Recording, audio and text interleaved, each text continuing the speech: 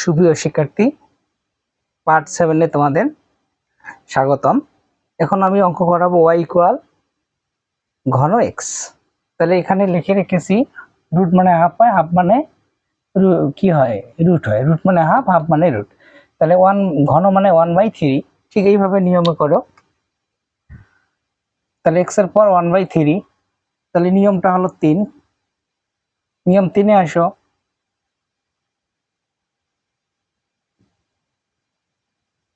তাহলে পাওয়ার নামে পাওয়ার থেকে 1 বিয়োগ করতে হয়। তাহলে 1/3 লসাগু করো। তাহলে 1/3 মাইনাস 1, 3 লসাগু 3, 1 মাইনাস 3, তাহলে মাইনাস 2 কত 3। তাহলে এখানে হবে মাইনাস 2/3। তাহলে যদি ইনভার্স হয়, ইনভার্স হলে 1/x লেখা যায়, ঠিক ওই রুলে প্রয়োগ করো।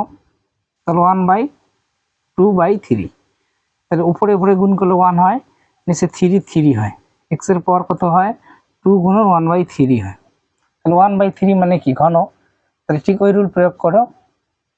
3 1 ঘন মানে 3, বাকি থাকলো স্কয়ার। দেখেন ঘন মানে 1/3, পাওয়ার নামে পাওয়ার থেকে 1 বিয়োগ করছি। 1/3 থেকে 1 লসাগু করেছি এখানে দেখেন। তাহলে হলো মাইনাস 2/3, মাইনাস 2/3 মাইনাস নিচে নিয়ে আসলে প্লাস 1 এ 1, নিচে হলো 3, আর এখানে x এর x 2 গুণন 1/3। 1/3 মানে কি ঘন, আর ঘন মানে 1/3। তাহলে 1 ঘন আর রুট x স্কয়ার। ঠিক আছে।